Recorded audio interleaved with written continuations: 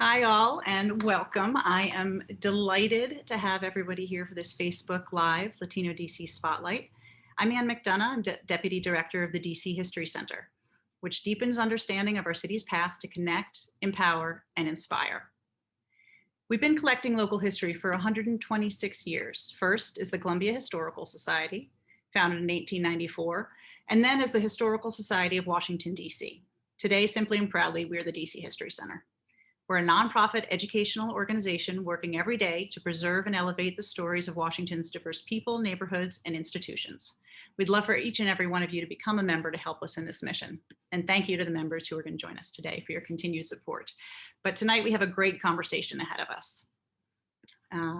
Mariana Barros-Titus is a community organizer and currently a senior majoring in political science at the University of the District of Columbia's College of Arts and Sciences. Originally from Columbia, Mariana has been a resident of the district for the past 7 years, and she's active in War II politics and the fight for DC statehood. I've had the pleasure of working with Mariana on a new initiative of the DC History Center's Kiplinger Research Library. It's a pan-institutional resource guide to records and collections relating to the Latino, Latinx, and Latin American communities here in DC. Mariana is going to tell you more about this initiative, its intentions, scope, limitations, and how you can be involved. And then she's going to launch into conversation with Manuel Mendez, co-founder and chair of the DC Afro-Latino Caucus. At this point, I'd also like to say thank you to Dr. Amanda Huron, Mariana's professor at UDC, who brought us together. Mariana, take it away. Thank you, Anne, and thank you to the DC History Center for creating this space and giving us access to their platform to amplify the history and the presence and significance of the Latino community here in Washington. My name is Mariana Barros-Titus. As Anne mentioned, I'm a senior political science major at the University of the District of Columbia. My research has been predominantly focused on immigrant integration, and in particular, the cultural, economic, and political system literacy that is required to successfully do so. A big sort of portion or focus of my research has also been to intentionally look at the intersectional identities that might influence and impact an individual's ability to successfully integrate into US society. And a big part of that has obviously been the focus of the Latino experience here in Washington, DC. Tonight, we have a three-part discussion. We will start off with a very brief introduction into my project with the DC History Center, which has brought us here today. I will then bring in Manuel Mendez of the DC AfroLatino Caucus, and he will be giving us an overview and the history of the life story of an impactful figure here in DC Latino community, and really the DC community as a whole, in the figure of Casilda Luna, and I'm very pleased to be bringing you this story today. Before we get into the project though, or the discussion rather, I'd like to take a couple of minutes to go through some brief definitions. When we're talking about Latino politics, Latino experience, there are often terms which are used interchangeably, and I'd like to take the moment right now to define and give you the distinguishing definitions of these terms. When we're talking about Hispanic communities, we're talking about Spanish-speaking communities. And so this includes communities in Latin America, South and Central America, but also includes communities in Spain.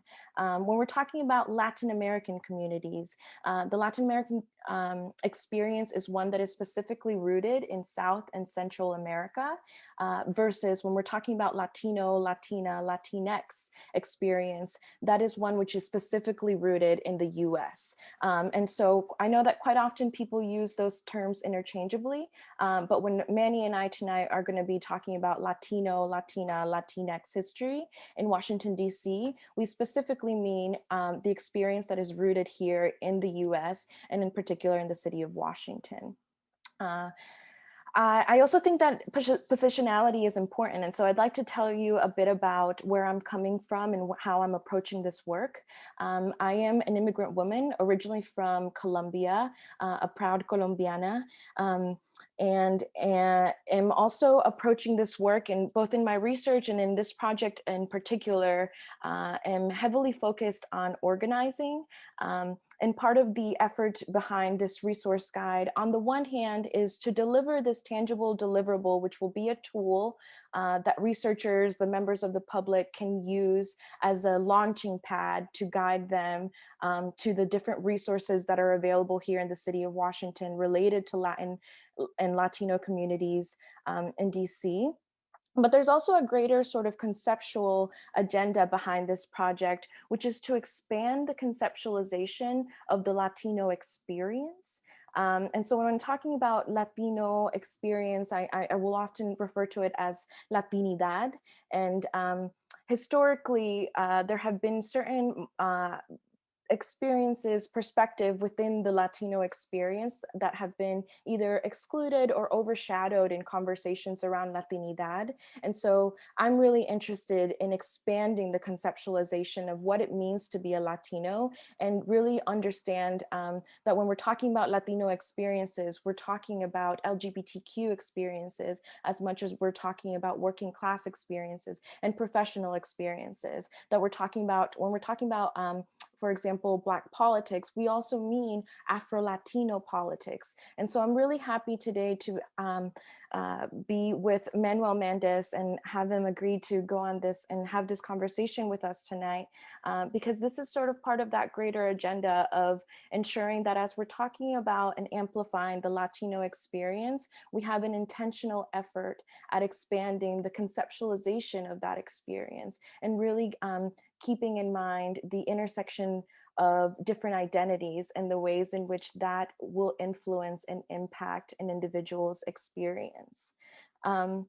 So very briefly, let me go into this resource guide project.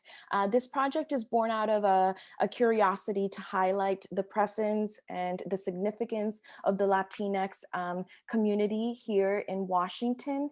The immediate goal, of course, is to provide this archival resource guide, which will include resources available to researchers at different institutions that have historical holdings related to the Latino community here in Washington. But importantly, because of the community that we're dealing with, and because of the impact that sometimes either mixed status or precarious political status might bring, there's a certain element of system avoidance that happens in this community, right? And so we're also going to be included resources in this guide that may not be the traditional historical documentary evidence type, but are rooted rather in community-based efforts and organizations that might be working with those communities, and could be a great resource for either researchers or people who are generally interested in engaging in the Latino community. And so this guide will be available through the Kiplinger Library, hopefully by the end of April, if not the beginning of May. And we encourage anyone who is either working with an institution, or if you're an individual practitioner who has archival resources, or in general resources that are related to the Latino experience, please contribute to our survey, our intake survey that we're using to compile this resource guide, because the goal of this resource guide is really to include as complete a story as we possibly can. So with that, as I mentioned, among the intentions of this guide is to amplify the work that organizations, both archival repositories and non-archival organizations, are already doing to preserve and share the local DC Latino heritage and history.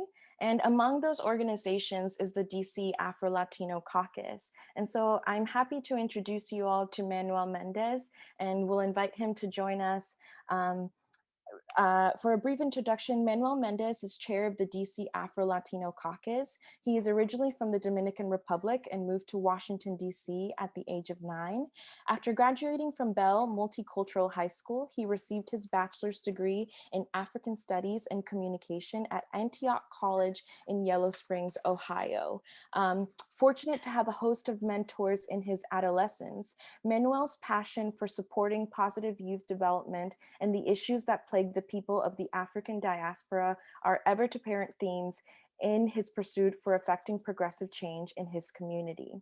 As a constant staple in Columbia Heights neighborhood, Manuel's dedicated support has allowed him to forge long-term, meaningful relationships with members of the community. Currently, as the chair of the DC Afro-Latino Caucus, Manuel's goal is to unite Black and Brown communities and Black and Brown people of the Washington metropolitan area. So Manuel, I welcome you and thank you again for joining us today.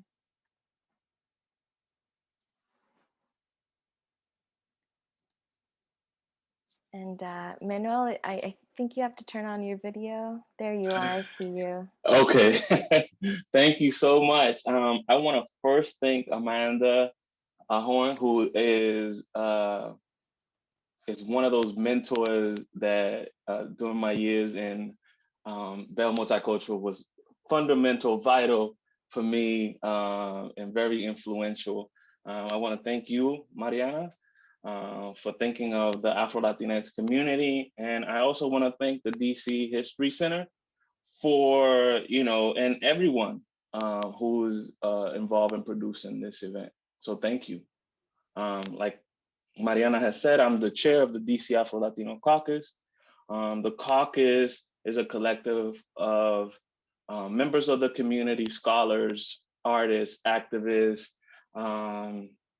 who want to address the issue of Afro-Latino folks in the DMV, such as exclusion, representation, intentionally hidden in books, printed and social media,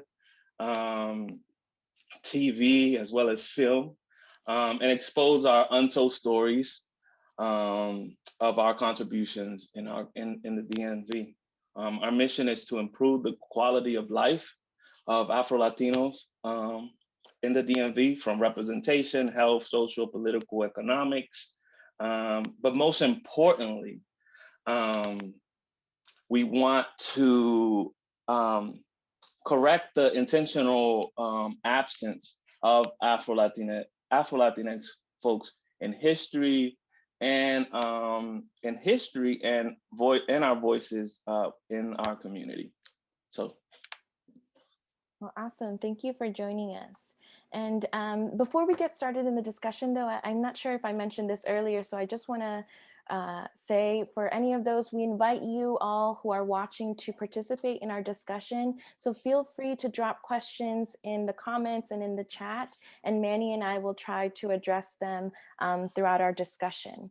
So first things first, Manny, tell us about the DC Afro-Latino Caucus. I know that you told us a bit about your mission, but are there, can you tell us about sort of the tangible projects and the ways in which you go about achieving that mission? So some projects are political in nature. So one of the projects that we have was to, during the CBC, the Congressional Black Caucus, was to make the second week of September the week of Afro-Latinx culture and history. And so we got all the council members to sign this legislation to make the second week. We also do a lot of lectures, a lot of educating in terms of, going to different colleges around the area, and high schools. Before, we have to talk before Corona, before this pandemic and after this pandemic. I think everything has turned into virtual, but I used to go to, Dunbar. I went to Dunbar High School, Bell, many of the colleges, like George Washington, to just teach folks about, you know, our African presence, or Afro-Latinidad's presence here in the DMV. We also advocate really hard in terms of going to city agencies and making sure that spaces, whenever Latinidad is being spoken about, Afro-Latinos should be in the forefront. So we advocate heavily. We also do it in local and national nonprofits and corporations, because we don't see boards of directors that reflect the community. And so we advocate for, you know, more Afro and Indigenous faces in those boards. ¿Qué más? There's a lot we Definitely. Well, I think too, you know, one of the, when we think about a caucus, we generally think about a political body. And I know that you guys are certainly involved in that, but you have also described your group as a collective to me. And so I guess, can you unpack for me a bit about like the way in which that sort of identity for you guys as a group influences the way in which you approach your work? It's kind of like to differentiate ourselves from the for-profit nonprofit world. The collective, whereas like we are a collective of, you know, many professionals and community members who want to address these issues without any strings attached, because usually when you are 501c3 or you are any of these formal organizations, there's certain things that you have to formally do. Even though we as a caucus do have formal things that we do, or in terms of organizing, in terms of advocating, or even in terms of doing presentations and letting our presence felt in different spaces. But it's just about not having those strings attached that we might have in calling ourselves a collective. There's also a political stance too. So yeah, it's, you know, we feel like we're the grassroots, and we do things a little bit different from, you know, the research that we do to the activism. Yeah, certainly. And to a certain extent, it's also a cultural effort, right? In sort of connected to what I was mentioning earlier about sort of an intentional effort to expand the conceptualization around the Latino experience. And so I don't know if you can unpack that for us a little bit, you know, like sort of when we're talking about Afro-Latinos, actually, maybe might be good for our audience to understand like what it is that we mean by that, and perhaps some of the distinguishing elements of that experience. Well, to us, well, Latinidad is a bit of a problem for us. So, you know, in Latin America, we probably are, we would call ourselves Afro-descendientes, African descendant. But for me, because I can't talk for the rest of the collective, Afro-Latinidad is a way for us to just say that we're Africans from Latin America. That's how, for me, I interpret Afro-Latino. Some other folks have different variations of, you know, African and Latino ethnicities. But Latinidad in particular for me is a problem because it doesn't benefit Black and Indigenous folks. We only see folks who are white passing Latinos who benefit from Latinidad. And so we have to rethink about the concept of being Latino. And, you know, the description is, you know, it's you either Cuban, Mexican, and Puerto Ricans, and any other country, including your race. It doesn't differentiate from a person from Argentina to a person who's from Santiago de Cuba. You know what I mean? It doesn't, it groups us all together. But in the United States, what we see is, again, on different boards, on different nonprofit organizations, leadership looks like, they're from Europe. And we definitely have a issue with that, because if Latinidad, the cosmic race, este mestizaje, this, of African, European, and indigenous communities, and we only see white passing faces, then we definitely have to call it, you know what I'm saying, and place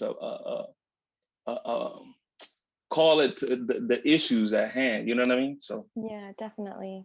And on that vein, sort of, that's something that I'm very much passionate about too, is when we're talking about the Latino experience, to make sure that we're rooting that concept of Latinidad in deep pluralism, and not using a sort of consensus to eliminate or overshadow some of those identities that are actually quite integral to the way in which you experience the world. Okay, so, sort of taking that into consideration, and sort of understanding too that sharing history is really about sharing stories. Can you share a bit about a story that illustrates the contributions of Afro-Latinos here in DC? And to us, we talk about Casilda Luna, this Black Dominican woman who comes in 1963 and lives at the Imperial Building in, I don't know if folks know where the Imperial Building is. It was next to the Burger King on Adams Morgan. The 7-Eleven is right next to it. And she becomes the tenant president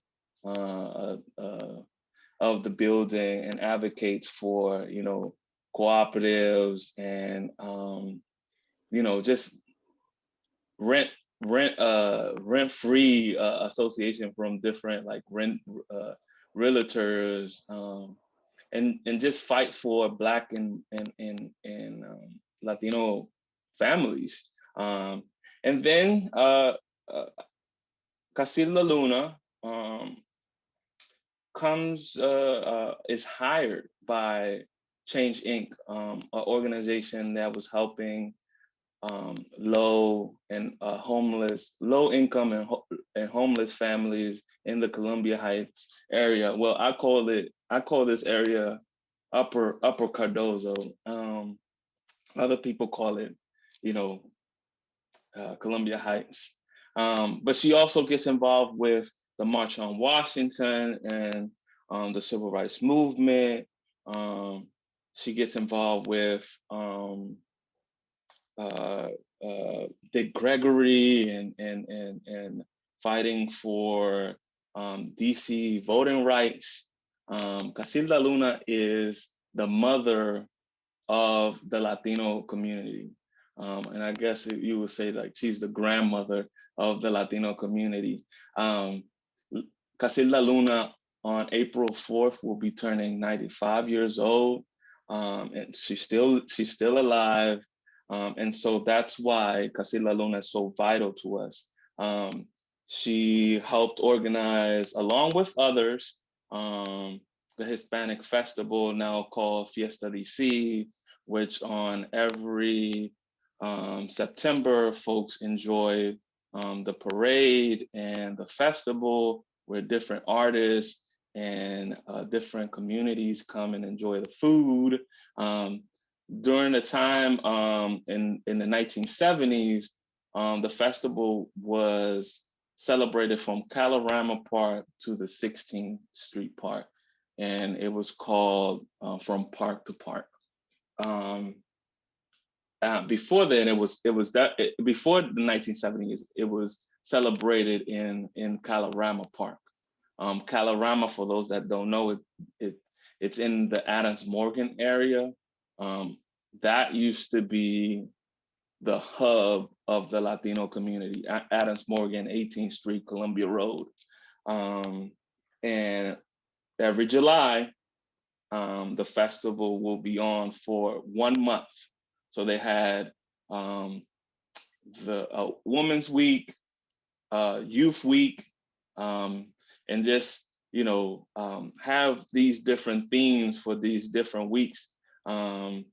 And another area that Casilda Luna helped to find is the oldest organization in Washington, D.C., which helps senior citizens, Latino senior citizens, called Vida Senior Center, which is the oldest organization. And, when I was talking to you, I was like, do you know about Vida? Do you know, it being the oldest Latino organization in Washington, D.C., and how Casilda and others, helped to create this organizations for, Latino seniors.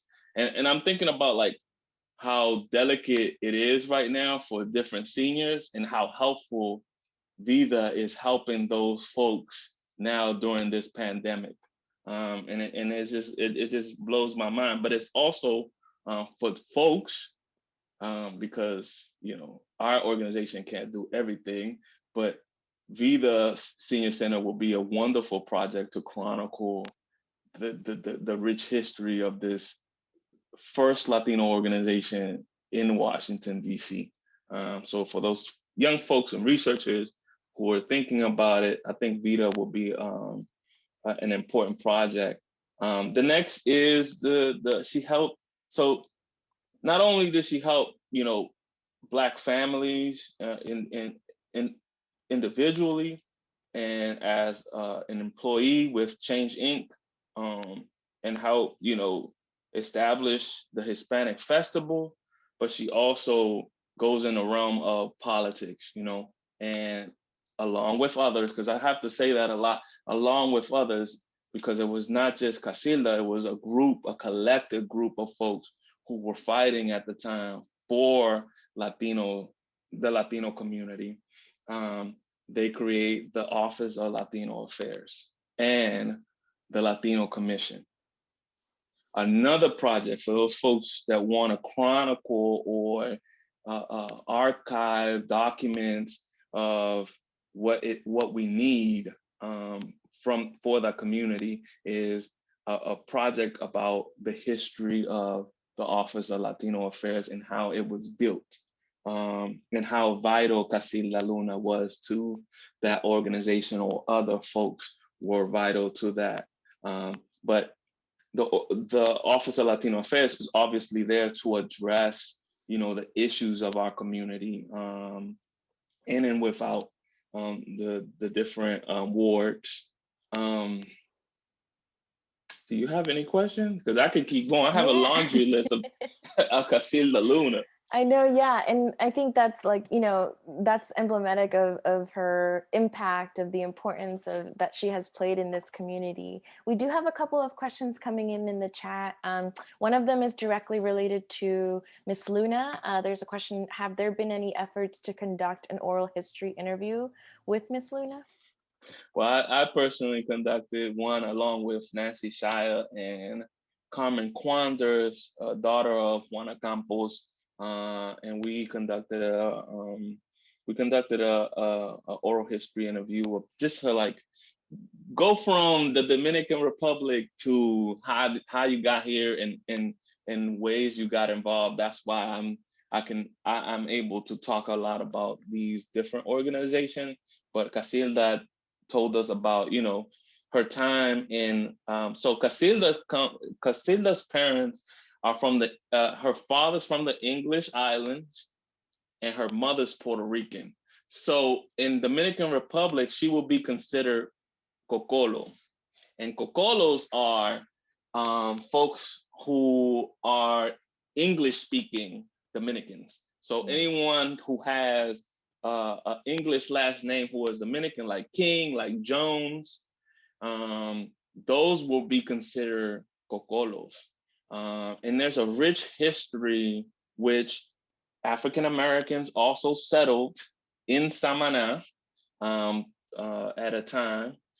So there's this rich history of Samana, the different English islands, the different class from those of the Spanish speaking, and Casilda comes from that class where her father spoke English, and so yeah. So Yeah. yes, we do have oral history of Casilda. There's also there was an exhibit during 1997, 1998 that was called Black Mosaic in the Anacostia Museum. Mm-hmm. And they interviewed a lot of Black immigrant women from Latin America, from Haiti, from Panama, from Dominican Republic, of course, from Brazil. Usually when we talk about Afro-Latinidad or Latinidad, Haiti and Brazil are not included in these discussions.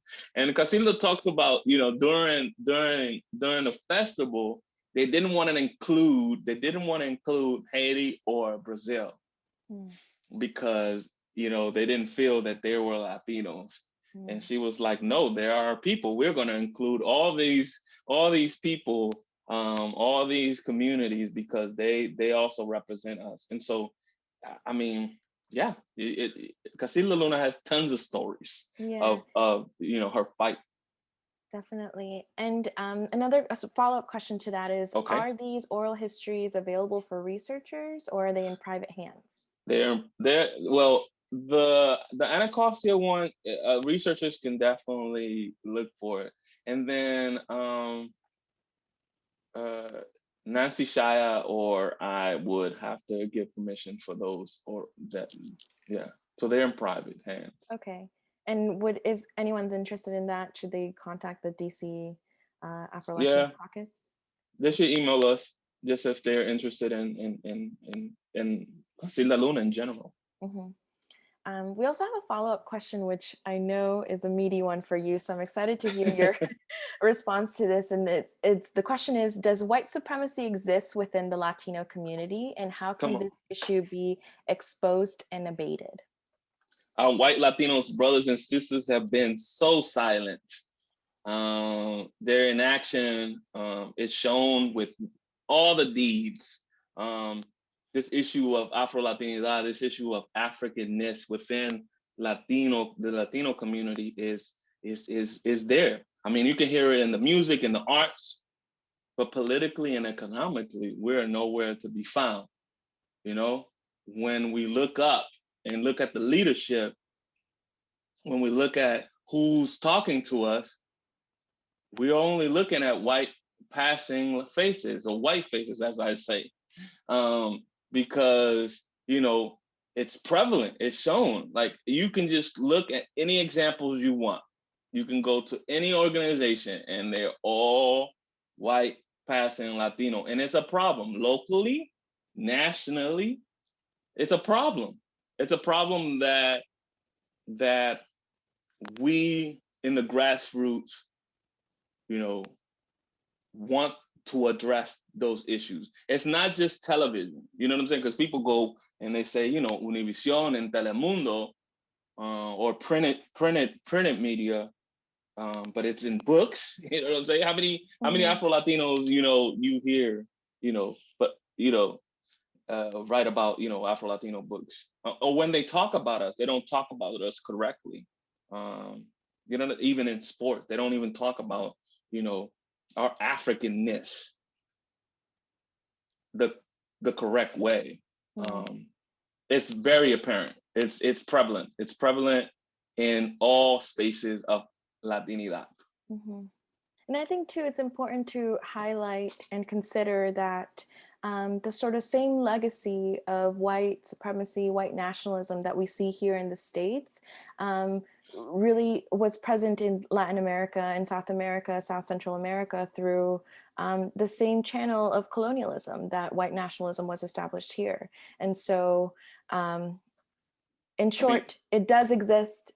And it will take intentional efforts at highlighting, amplifying the history of the Afro-Latino experience, but also really intentionally looking at the ways in which that identity influences or informs someone's experience. I mean, people forget, our indigenous brothers and sisters who still struggle with the white supremacy, with their own language. I mean, we have been Hispanicized porque nosotros hablamos español, entendemos el español. Pero ¿qué pasa? What happens when there's a Mayan person, you know what I'm saying, who cannot, speak Spanish? And it's like they're still being discriminated against in all Central America. I mean, Garifunas, you know what I'm saying? Like, what do you say about, Black Hondurans, who face, all this discrimination? It's prevalent. It's there. Yeah, I'd say too, like not just in the Latin American experience, but also in the Latino experience, the US-based experience, because you also have to consider that when we're integrating, assimilating into US society, which is largely informed by white nationalist sentiment, you're integrating in a society which is informed by that to a certain degree, sort of,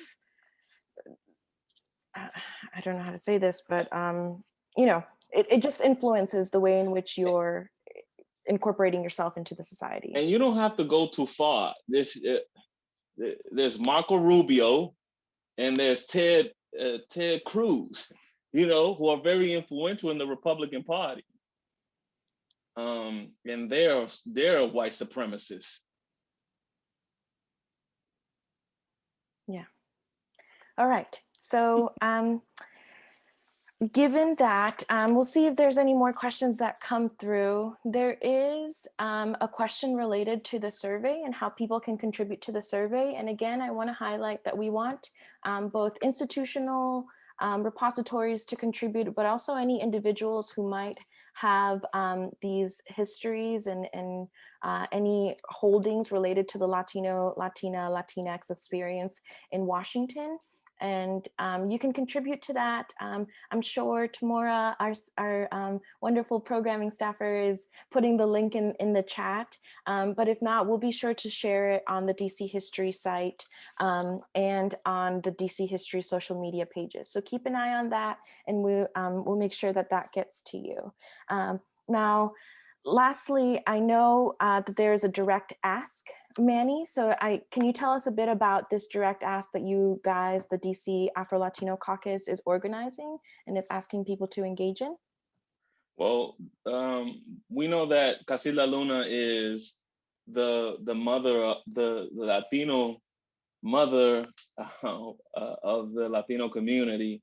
And so we want to have a ceremonial rename of Corey Road. It's right in front of Potter's house. We want it to be called Casilda Luna Way. And there's a petition for it to go to the city council members. Right now, I believe it's like around 600 plus. And we just want to get as many signatures as possible because we know the incredible contribution that Casilda Luna has made, not only to the Latino community, to all our communities in Washington, DC.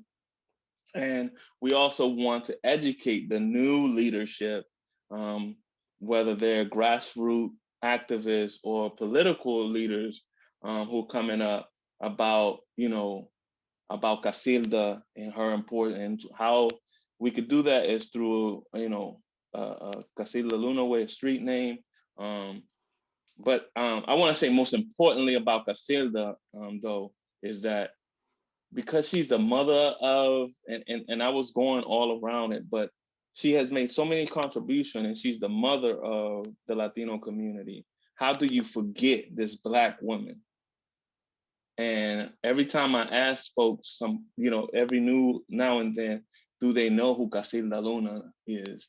They don't really know who she is and what contribution. So this is a way for us to always remember, her contributions and her efforts. Great. And is there a deadline for people to sign this petition? There's no deadline. Just sign it when you can. Sign it when you can. Also, too, I mean, if you want to donate to Vida Senior Center. Help, seniors, Latino seniors that are in need of, different programs or access to things. So. Wonderful.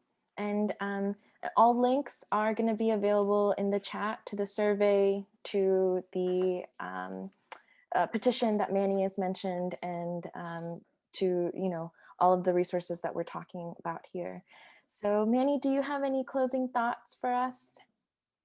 I don't have a closing thought, but I just want to thank you for this. I want to thank the DC History Center for giving us an opportunity to at least openly, because we have had conversations about this, to talk about Casilda Luna in particular and her contributions in Washington, DC. So I really thank everybody. Thank you. Wonderful, and thank you for joining us. So thank you, Manny, for sharing all of that you've shared with us, and certainly the history of Casilda Luna. Once again, my name is Mariana Barros Titus, and on behalf of the DC History Center, thank you for joining us today. And if you weren't able to join us last week for our discussion about the Salvadoran community, please check out the recording on the History Center's YouTube channel. I hope that you will all continue to engage with us through programs on social media. You can find us at DC History on all platforms. And finally, and once again, if you are representing an institution that collects heritage and cultural history, or have personal records that you'd be willing to share, please make sure to contribute your information to our survey. Once again, that survey link is in the chat. And thank you again, folks. I hope that tonight was informative, and I really do encourage all of you who have been informed and inspired by the story of Casilda Luna to sign that petition. Thank you again, everyone, and have a good night. Hasta luego.